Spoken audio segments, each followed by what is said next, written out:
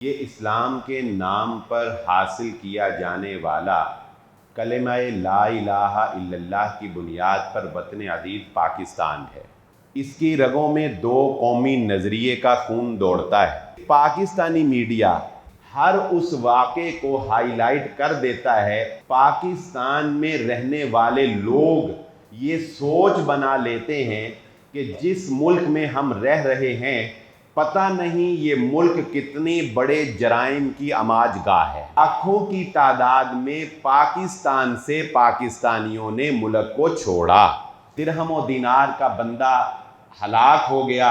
وَمَا الْحَيَاةُ الدُّنْيَا إِلَّا مَتَاعُ الْغُرُورِ۔ دنیا دھوکے کا سامان ہے، دنیا لہو و لعب ہے۔ آپ اپنی اولاد کی تربیت بھی اپنے دین کے مطابق نہیں کر سکتے، بتائیں اور کیا پابندی ہوگی؟ وہاں میاں بیوی دونوں جاب کریں گے، وہاں آپ کی بیٹیاں جو ہیں وہ جاب کریں گی۔ نیوزی لینڈ میں جس بندے نے مسجد میں گھس کر سینکڑوں مسلمانوں کو شہید کیا، کیا آپ یہ کہہ سکتے ہیں کہ ہم امن کے لیے وہاں پہ جاتے ہیں؟ یہ ایک جنت نظیر ملک ہے۔ رشتوں کو قربان کرنا پڑتا ہے وہاں جا کے۔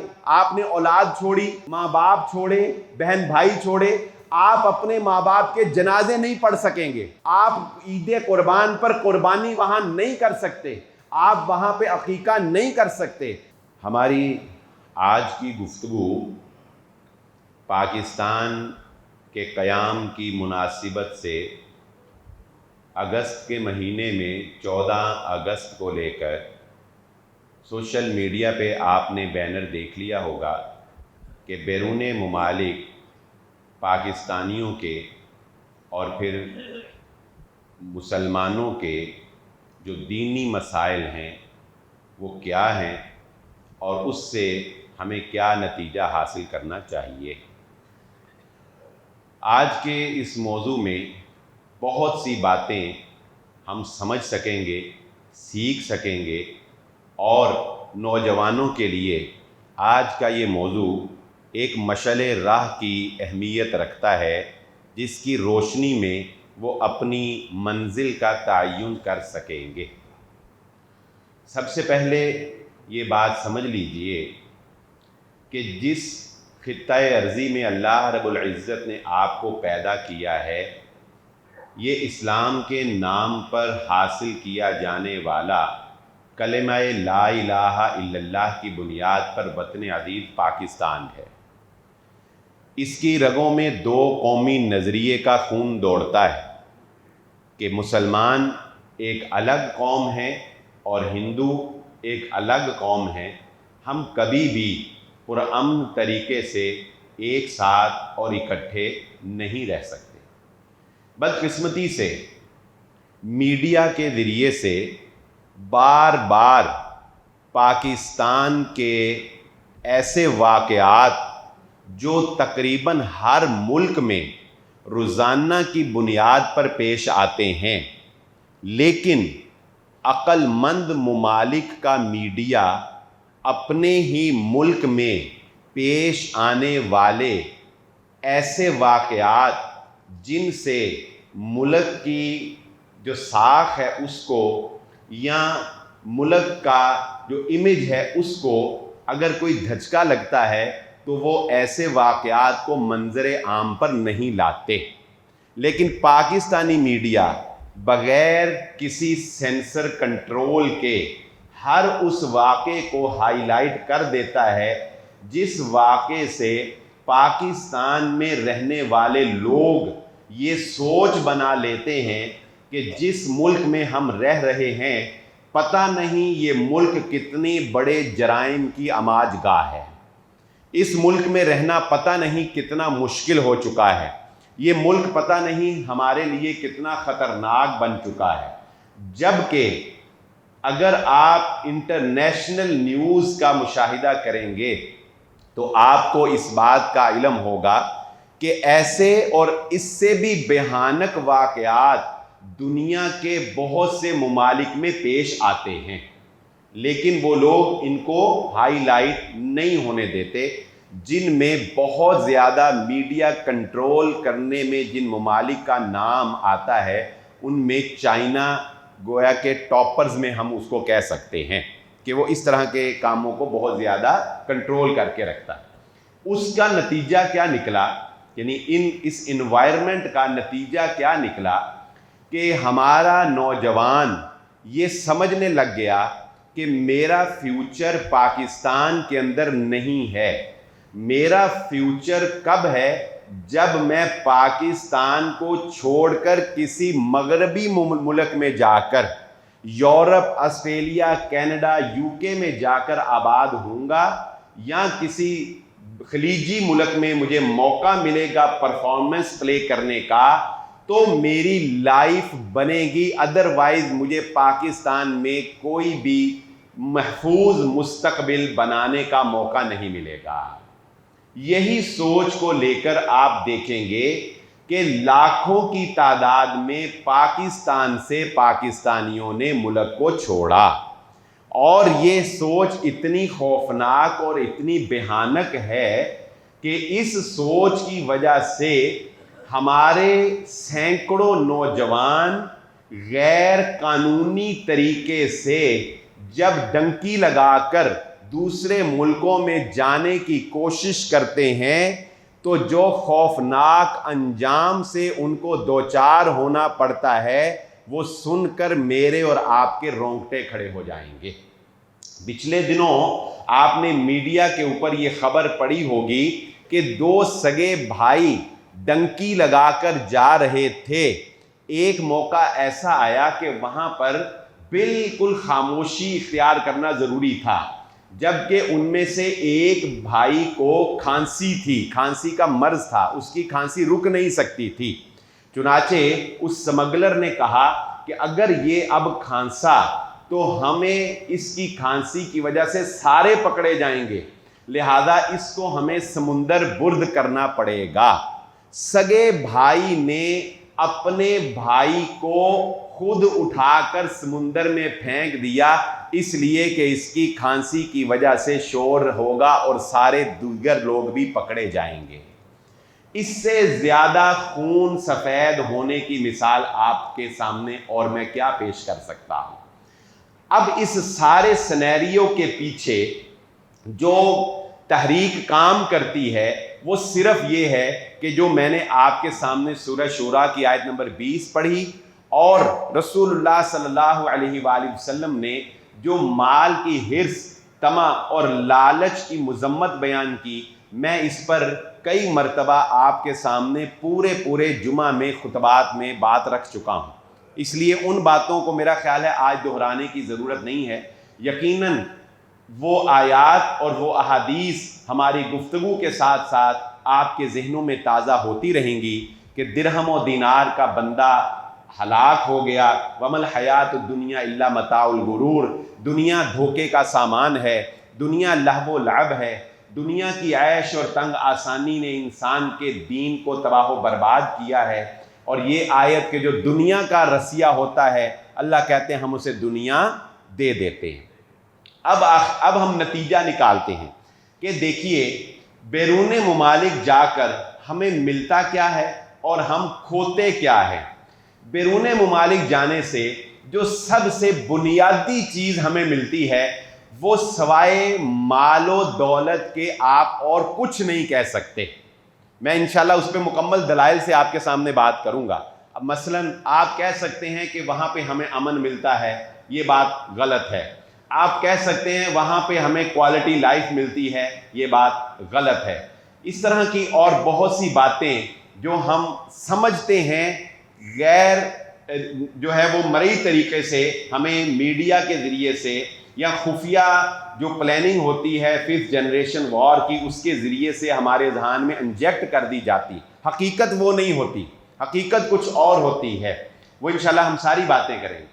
میں نے جو پورا تجزیہ کیا ہے اس موضوع کے اوپر مطالعہ کرنے کے بعد تو میں اس نتیجے پر پہنچا ہوں، آپ کو اختلاف رائے رکھنے کا میرے ساتھ پورا حق ہے، لیکن میں اس نتیجے پر پہنچا ہوں کہ سوائے مال و دولت کی فراوانی کے، سوائے ڈالرز کی کثرت کے، بیرون ملک جانے والے لوگوں کو اور کچھ بھی حاصل نہیں ہوتا۔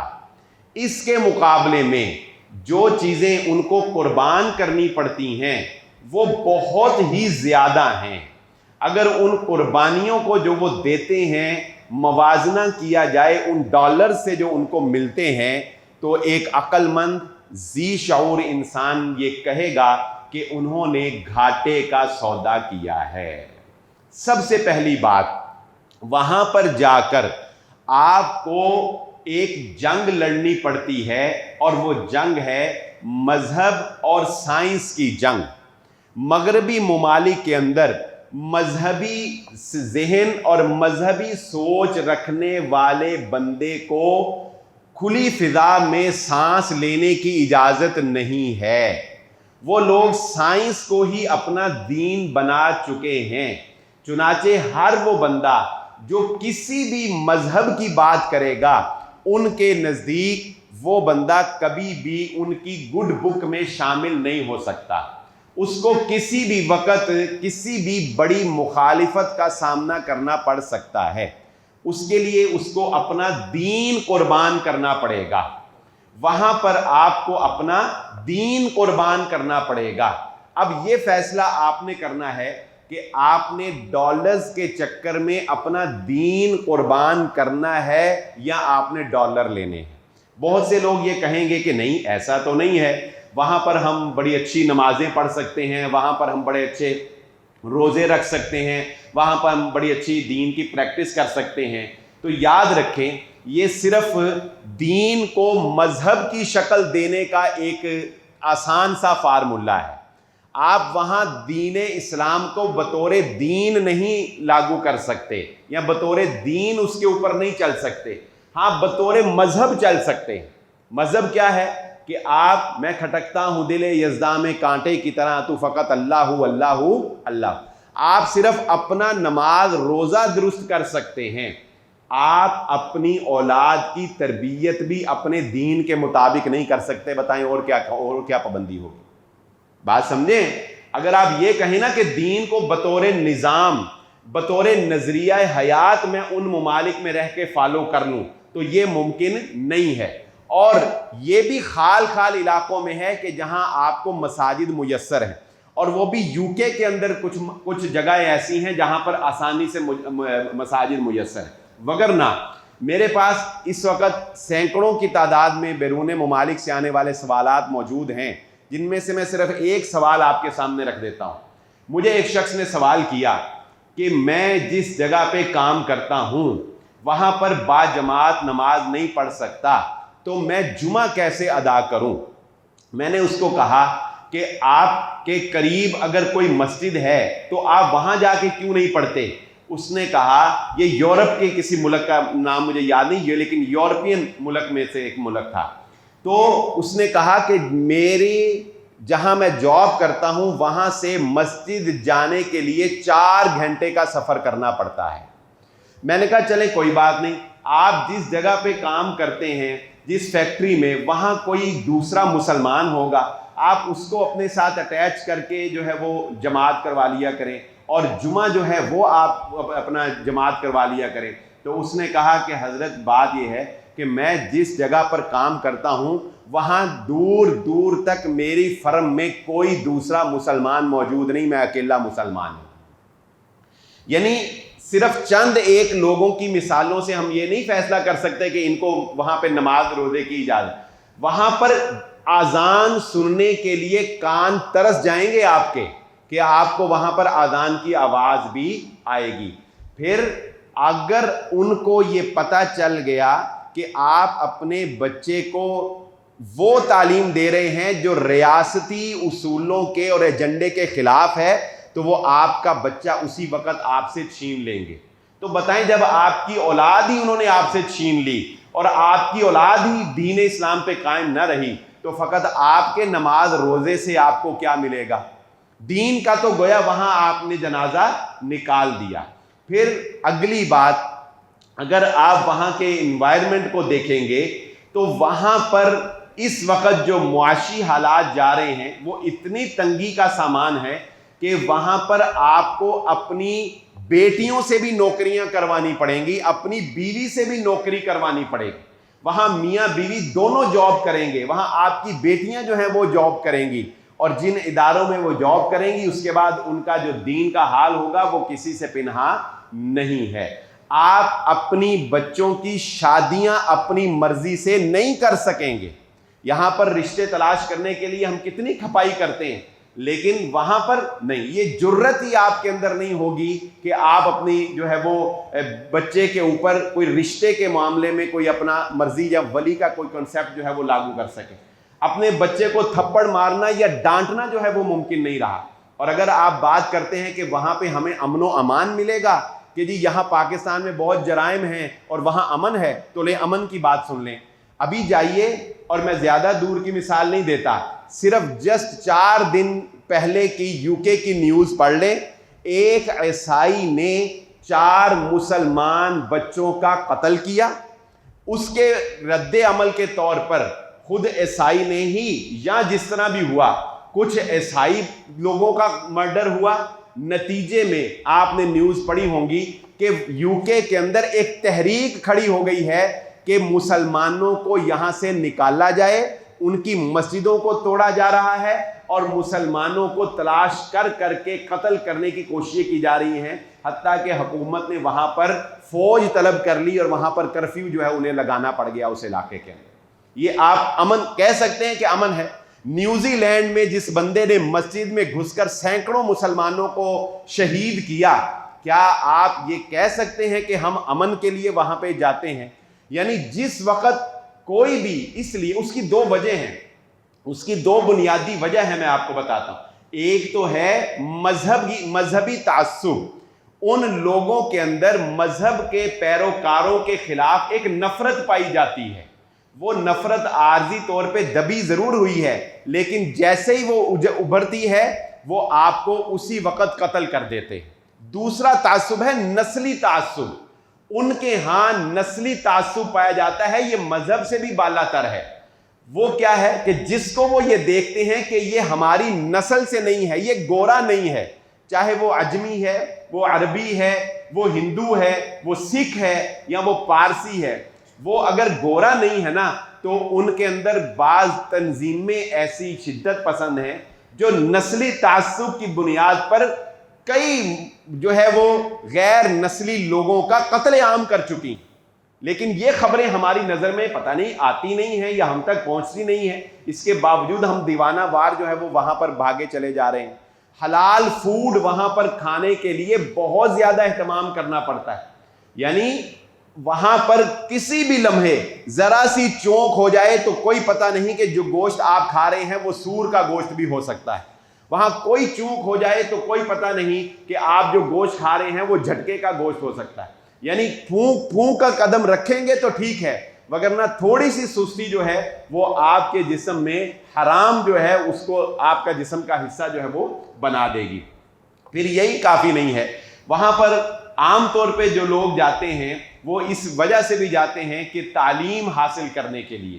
اور آپ میں سے زیادہ ان باتوں سے آپ کو آگاہ ہونا چاہیے کہ وہاں پر تعلیمی اداروں میں مسلمانوں کے ساتھ گاہے بگاہے نفرت آمیز رویہ اور اسلام فوبیا کی بنیاد کے اوپر مسلمانوں کے اسٹوڈنٹس کو قتل کرنے تک کے واقعات جو ہیں, کیا وہ مجھ سے اور آپ سے پنہاں ہیں؟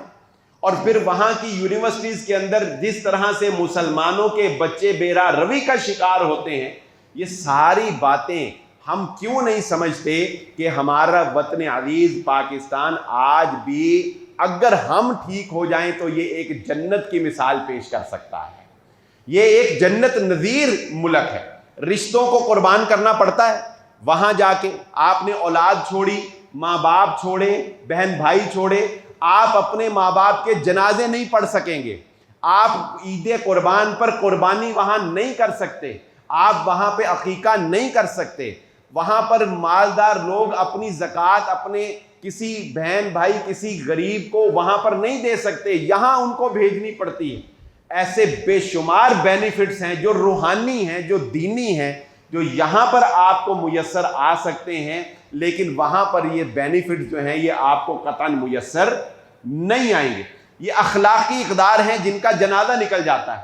میں پیپلز کالونی کے اندر رہتا ہوں, اگر آپ تحقیق کرنے چاہیں میرے ساتھ چلیں, میں آپ کو کم از کم 10 ایسے گھر باقاعدہ باہر کھڑے ہو کے دکھا سکتا ہوں کہ 4 کنال کا گھر ہے, اور اس میں صرف 2 مائی بابا رہتے ہیں جنہوں نے اپنی زندگی امریکہ میں گزاری اور اب ان کے بچے امریکہ میں ہیں اور ماں باپ کو یہاں چھوڑا ہے اور ان کو پانی پلانے کے لیے کوئی میسر نہیں ہے سوائے اس کے کہ وہ نرس ہے جس کو اس کا بیٹا وہاں سے سیلری بھیج دیتا ہے۔ میں کہتا ہوں آپ کے بڑھاپے میں آپ کو پانی اگر آپ کا بیٹا پلا دے نا تو یقین مانے اس سے بڑی نعمت اور کوئی نہیں ہے جس کے لیے آپ یہ قربانی آپ جن ڈالرز کے لیے دے رہے ہیں ان ڈالرز کی کوئی وقت نہیں رہ جاتی اس بڑھاپے میں جب آپ کو اولاد کی خدمت کی قدر معلوم ہوتی، اور اولاد جب یہ کہہ دے کہ دفع کرو اس کو، ہمیں اس سے کوئی سروکار نہیں، پیسے جتنے چاہیے وہ اس کو دے دو، تو وہ ساری زندگی کی محنت جو آپ نے اولاد کی خاطر بیرون ملک میں کی ہوتی ہے اس پہ ساری زندگی کی محنت کے اوپر پانی پھر جاتا ہے۔ آگے چلیے، بعض لوگ یہ سمجھتے ہیں، یہ سارے مس کنسیپٹس ہیں جو میرے اور آپ کے دماغوں میں ہیں، یہ بتائیں اپنے نوجوانوں کو تاکہ وہ نوجوان ڈنکی نہ لگائیں۔ 60 لاکھ روپیہ خرچ کر کے UK جیسے ملک کے اندر جا رہے ہیں۔ پھر ایک بات ذہن نشین رکھیے گا، آپ کسی بھی دنیا کے ملک میں چلے جائیں، میں آپ کو مثال سے بات سمجھا دیتا ہوں، کسی بھی ملک میں چلے جائیں، وہ ملک کسی بھی وقت اپنی پالیسی چینج کر کے آپ کو ملک چھوڑنے پر مجبور کر سکتا ہے۔ زیادہ دور نہ جائیے، MBS پاکستان نہیں بلکہ پوری دنیا کے مسلمانوں کے لیے سعودی عرب جو ہے وہ ایک ہب کی حیثیت رکھتا ہے مسلم ممالک کے لیے۔ اسلحے کے اعتبار سے اگرچہ پاکستان ہے، میں اس پہ بات کروں گا اینڈ میں، لیکن سعودی عرب ہماری مذہبی روایات کے تحت ایک ہب ہے نا۔ لیکن پچھلے دنوں جس وقت MBS صاحب آئے ہیں اقتدار میں، آتے ہی انہوں نے اپنی پالیسیز کو اس قدر ٹف کیا، کیا آپ نہیں جانتے کہ سینکڑوں مسلمان، سینکڑوں پاکستانی سعودی عرب چھوڑ کے پاکستان واپس آنے پر مجبور ہوئے کہ نہیں ہوئے؟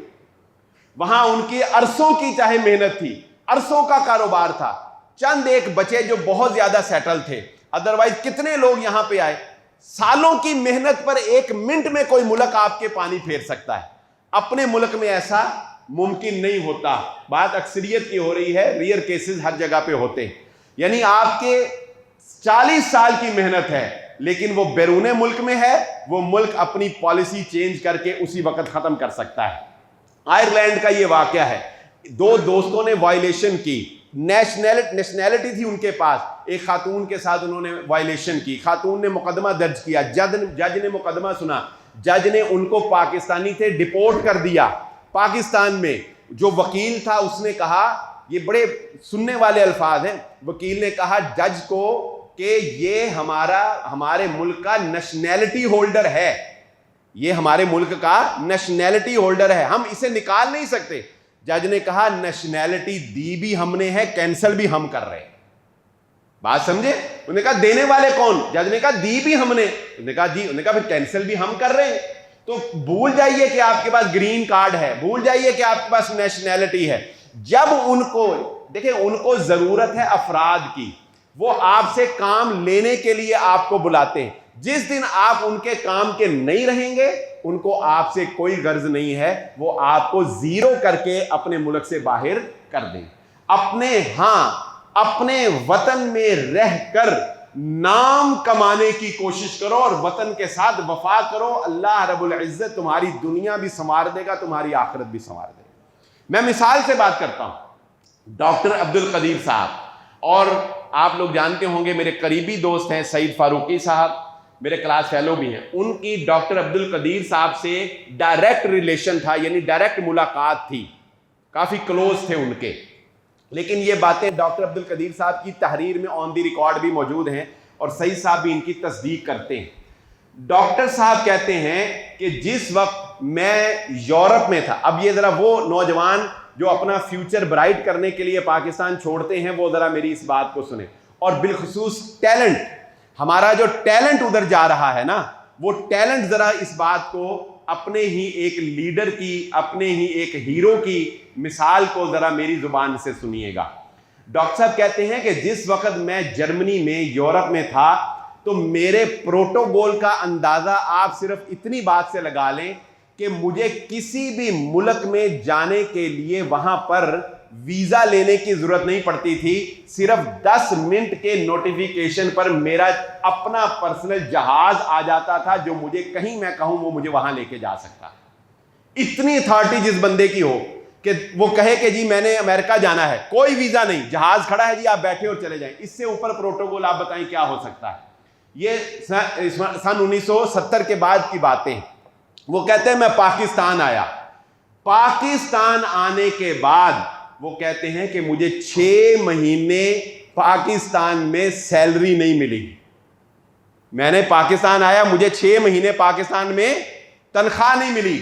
انہوں نے کہا کہ میں گجرانوالے سے جا کر میں نے ساری یورینیم کو جو پروسیس کرنے والی مشینری ہے وہ میں نے خود بنوائی ہے، امپورٹ نہیں کی، اور 1984 کے اندر پاکستان ایٹم بم بنا چکا تھا۔ اس کے انہوں نے جو ایکسپیریمنٹ کیا وہ 1998 کے اندر۔ اب میں آپ سے پوچھتا ہوں، ذرا یہ سوچئے گا، ڈاکٹر صاحب نے یہاں پر وہ والے پروٹوکول والی زندگی نہیں گزاری جو وہاں انہیں یورپ میں میسر آنی تھی، ٹھیک ہے، یہ ہم مانتے ہیں، ہمیں نظر بھی آتا ہے، یہاں انہیں مشکلات کا بھی سامنا کرنا پڑا، لیکن ڈاکٹر صاحب کی زندگی گزر گئی نا، وہ اس دنیا سے چلے گئے نا۔ ذرا تصور کریں اگر ڈاکٹر ایکیو خان یورپ میں پروٹوکول کے ساتھ زندگی کو ترجیح دیتے، وہاں پہ رہتے، آج وہ دنیا سے چلے جاتے، کوئی ان کو جانتا؟ دنیا میں کہیں ان کا نام ہوتا؟ کتنے ہی ایسے مسلمان سائنسدان اور مسلمان سکلڈ پرسن جو ان کے لیے کام کر رہے ہیں، آپ نے آج تک کبھی ان کا نام سنا؟ نہیں۔ لیکن ڈاکٹر عبد القدیر نے ڈالروں کو ٹھوکر ماری، پرتعیش زندگی کو ٹھوکر ماری، پروٹوکول والی لائف کو جوتے کی نوک پہ رکھا، اور یہ آیت سورہ شورى کی 20 نمبر آخرت کو ترجیح دی۔ اللہ نے کہا جو آخرت کو ترجیح دیتا ہے ہم اس کی آخرت کو شادہ کر دیتے ہیں، جو دنیا چاہتا ہے ہم دنیا دیتے ہیں، انہوں نے آخرت کو ترجیح دی۔ مجھے بتائیے ایمانداری سے، جب ڈاکٹر صاحب کا نام آتا ہے آپ کے دل سے ان کے لیے دعا نکلتی ہے کہ نہیں نکلتی؟ اللہ ان کی قبر پر کروڑوں رحمتیں نازل فرمائے، اللہ ان کو جنت الفردوس میں حضرت خالد بن ولید رضی اللہ تعالیٰ عنہ کے ساتھ محمد رسول اللہ صلی اللہ علیہ وسلم کا ساتھ نصیب فرمائے۔ رہتی دنیا تک ان کا نام رہے گا کہ نہیں رہے گا؟ پاکستان نہیں، جب مسلمانوں کی تاریخ لکھی جائے گی تو مسلمانوں کی تاریخ میں مسلم بم کا فاؤنڈر جس کا نام لکھا جائے گا وہ ڈاکٹر عبد القدیر خان ہوگا۔ اس نے تاریخ رقم کر دی، تاریخ رقم۔ یہ ہے کرنے کا کام، یہ سمجھ بعد میں آتی ہے، نتیجے بعد میں ملتے ہیں۔ آپ یقین مانے دیوانے ہو گئے صرف پرتعیش زندگی کے، عیش و عشرت والی زندگی کے، اور وہاں پہ جا کے خود کو بدکاری سے بچانا، وہاں پہ جا کے، یا پاکستان میں رہ کے مشکل ہوا ہے، وہاں کیا حال ہوگا؟ وہاں پہ شریف بندہ، میرے ایک دوست ہیں جاننے والے، مذہبی بندے ہیں، یقین مانے بزنس مین ہے، بڑے اچھے بزنس مین ہیں، وہ کہتے ہیں کہ 1 ہفتے سے زیادہ میں وہاں رہ نہیں سکا، مجھے ایسے لگتا تھا مجھے کچھ ہو جائے گا، میرا ایمان جاتا تھا، میں باہر نہیں نکل سکا۔ وہاں گئے، باہر ہی نہیں نکلے، وہیں سے 1 ہفتے میں جو ہے وہ امریکہ سے واپس آ گئے۔ وہ کہتے ہیں وہاں تو باہر نکلنا جو ہے وہ مشکل، یعنی جس طرح کی بے لباس خواتین وہاں پہ پھرتی ہیں، آپ کا اپنے آپ کو جتنا بھی فن خواہ سمجھ لیں، وہاں آپ بد نظری سے بچ ہی نہیں سکتے۔ اپنا ایمان بچانا وہاں پہ بہت مشکل سی بات ہے۔ تو اصل بات جو میں آج کے اس سارے گفتگو اور لب لباب اور خلاصے سے میں آپ کو سمجھانا چاہتا ہوں وہ یہ ہے کہ بھائیو، پاکستان اتنا برا نہیں ہے جتنا ہم نے سمجھ رکھا ہے۔ میں نے آپ کے سامنے ڈاکٹرز کی کتنی کلاس لگائی ہے، اکثر ہم اس پہ گائے بگائے گفتگو کرتے رہتے ہیں، اس لیے کہ میرا بہت سے ڈاکٹر سے رابطہ ہے۔ ڈاکٹر عزیر سرویا صاحب جو کینسر اسپیشلسٹ ہیں الائیڈ ہاسپٹل کے، ان کے ساتھ میں نے، آپ نے دیکھے ہوں گے اپنے میڈیا پلیٹ فارم پہ بہت سے پروگرام بھی کیے ہیں، ٹھیک ہے۔ اس کے باوجود پاکستان کے اندر آج بھی علاج ان ممالک سے آسان ہے، آج بھی آسان ہے۔ میں آپ کو بتاتا ہوں کیسے آسان ہے۔ وہاں پر اگر آپ کو علاج کروانا ہے تو اول تو بغیر انشورنس کے آپ علاج کروانے کے لیے ممکن ہی نہیں ہے کہ آپ علاج کروا لیں۔ ایک سی سیکشن اگر آپ کو بغیر انشورنس کے کروانا پڑ جائے نا، سی سیکشن، تو پاکستانی روپوں کے حساب سے کم از کم آپ کا 70 لاکھ روپیہ خرچہ آئے گا، بغیر انشورنس کے، بغیر ریاست کے جو ایک سسٹم ہے اس کے بغیر اگر آپ کو کروانا پڑ جائے تو آپ کا اتنا خرچہ ہے. اور اگر آپ ریاست کے دھارے میں آ کر انشورنس پلیٹ فارم سے کرواتے ہیں تو ان کا سسٹم ایسا ہے کہ وہ پہلے آپ کو چیک کرتے ہیں اور اس کے بعد وہ جج کرتے ہیں کہ اس کو ایمرجنسی ہے یا نہیں ہے. اور سینکڑوں دفعہ ایسے ہوتا ہے کہ وہ آپ کو 3 مہینے بعد کا ٹائم دیتے ہیں اور اتنی دیر میں بندہ ویسے ہی لگا جاتا ہے. 3 مہینے بعد آپ کی باری آتی. انڈیا اگر آپ انٹرنیشنلی دیکھیں گے نا پوری ورلڈ میں، تو انڈیا جو ہے وہ میڈیکل ٹورزم کا ہب ہے.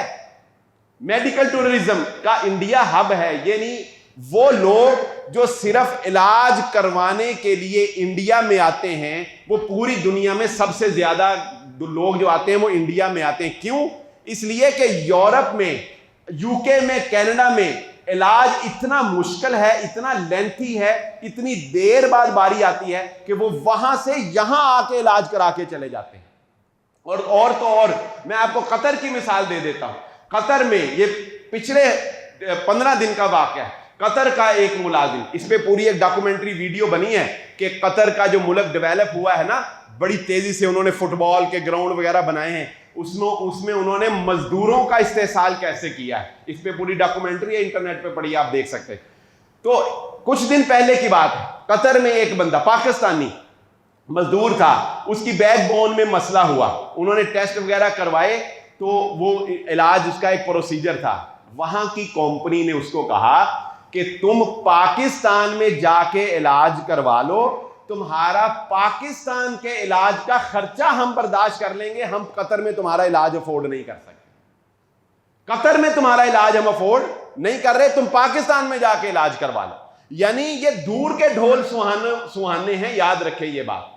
یعنی آج بھی صرف ہماری اپنی بدعنوانیاں، ہماری کرپشن، ہماری اپنی ہی حرص، طمع اور دنیا کی لالچ، اللہ کی قسم اگر ہم ان تھوڑی سی چیزوں کے اوپر قابو پا لیں نا، تو میں کہتا ہوں دنیا میں، پاکستان میں رہنا آج بھی جنت نظیر جیسا ہے. لیکن بہرحال ہم لوگ ایمان سے یہاں پر بھی دن بدن خالی ہوتے چلے جا رہے ہیں. یہ پچھلے دنوں کا واقعہ کہ آپ نے نہیں سنا کہ ایک وہ سیاستدان ہیں، ایک خاص پارٹی سے میں ان کا تعلق ہے، وہ تو خیر کوئی بھی ہو سکتا ہے، کسی بھی پارٹی کا ہو سکتا ہے، پارٹی کا اس میں کوئی دوش نہیں ہے. لیکن افسوس کی بات کیا ہے کہ بیٹے نے باپ کو صرف اس وجہ سے قتل کر دیا جو خبروں میں بات آئی ہے. چلے میں کہتا ہوں کوئی بھی وجہ ہو، بیٹا باپ کو قتل کر دے یار. بیٹے نے باپ کو قتل کر دیا صرف اس وجہ سے کہ باپ نے بیٹے کی گرل فرینڈ کو گفٹ کرنے کے لیے کروڑوں کی گاڑی جو ہے وہ بیٹے کو نہیں لے کر دی. اس وجہ سے بیٹے نے باپ کو مار دی، اور جنازہ بھی بیٹے نے خود پڑھایا. یعنی بعد میں پکڑا گیا نا، پہلے نہیں پتا تھا کہ اس نے یہ کارنامہ سر انجام دیا، بعد میں پکڑا گیا. یعنی اس قدر خون ہمارا یہاں پر بھی سفید ہوا ہے. بہرحال ضرورت اس بات کی نہیں ہے کہ ہم ملک چھوڑ کے چلے جائیں، ضرورت اس بات کی ہے کہ ہم اپنے ملک میں رہ کے اپنے آپ کو اور ملک کو سنوارنے کی کوشش کریں. اور یہ جذباتی جو پن ہے، جس طرح کہ یہ بنگلہ دیش کے اندر جو واقعات ہوئے ہیں، وہ ایک الگ پورا چیپٹر ہے، اس پہ ہم بعد میں بات کریں گے. مگر میں ان لوگوں کی تھوڑی سی اصلاح کرنا چاہتا ہوں اپنے اس پلیٹ فارم کے توسط سے، جو اس سے مرعوب ہو کے تو یہ جذباتی پن کا اظہار کر رہے ہیں کہ کہیں پاکستان میں بھی جذباتیت جو ہے وہ نہ جنم لے لے. نہیں، اللہ کی قسم یہی ہماری خرابی ہے کہ ہم کسی دوسرے انوائرمنٹ کو سمجھے بغیر اس کو اپنے اوپر اپلائی کرنے کی کوشش کرتے ہیں. پاکستان اس جنونیت کا متحمل نہیں ہو سکتا. بنگلہ دیش کو اپنے اوپر کہیں سے بھی اٹیک کا خطرہ نہیں ہے. پاکستان کے اندر اگر جنونیت ہوئی تو پاکستان تو تینوں طرف سے دشمنوں سے گھرا ہوا ہے، 5 منٹ نہیں لگیں گے پاکستان کو ختم ہونے. اس لیے یہ بات سمجھو، اپنے ملک کو، دوسرے ملکوں کو اپنے ملکوں کے اوپر قیاس کر کے اپنے پاؤں پہ کلہاڑیاں نہ مارو. پاکستان، آپ کو یاد ہوگا، پاکستان کو اللہ رب العزت نے وہ عزت، وہ مقام و مرتبہ دیا ہے کہ پاکستان کے اوپر پچھلے دنوں جب امریکہ نے سینکشنز لگائی تھیں جو لانگ رینج میزائل جو پاکستان نے بنائے تھے تو امریکہ نے سینکشنز لگائی تھیں، تو کیا امریکہ کو یہ خطرہ تھا کہ پاکستان انڈیا کے اوپر حملہ کرے گا؟ نہیں، پاکستان کو انڈیا کے اوپر حملہ کرنے کے لیے لانگ رینج میزائل کی اتنی ضرورت نہیں ہے۔ کس کے لیے؟ پاکستان لانگ رینج جو میزائل ہیں ان سے اسرائیل کو تباہ کرنے کی صلاحیت رکھتا ہے، اس لیے امریکہ پاکستان کے اوپر سینکشن لگاتا ہے۔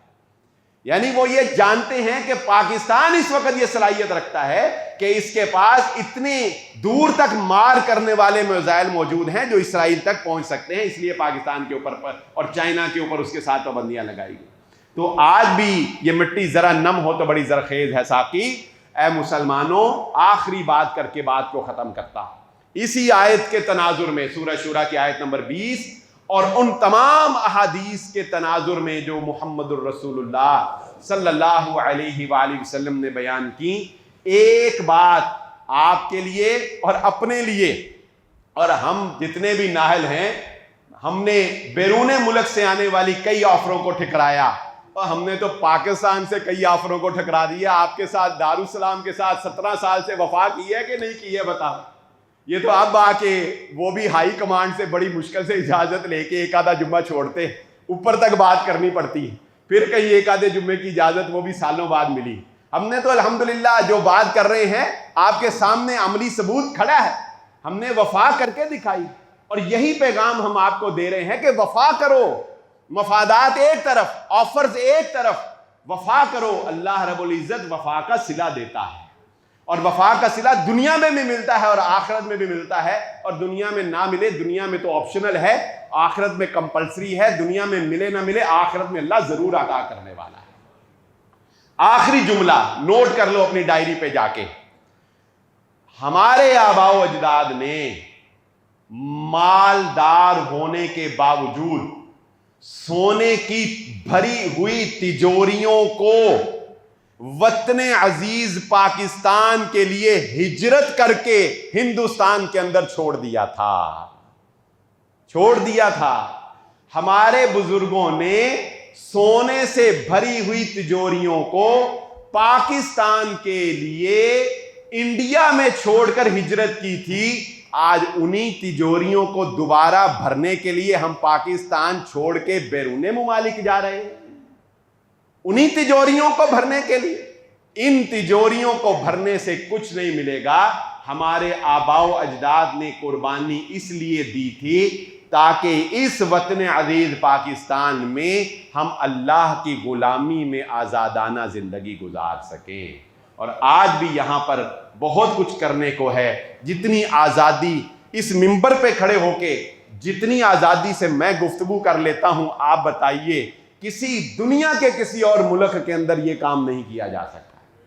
الحمدللہ یہ پاکستان کو آج بھی اعزاز حاصل ہے۔ اپنے بچوں کی، نوجوانوں کی تربیت کریں کہ پاکستان سے محبت کریں۔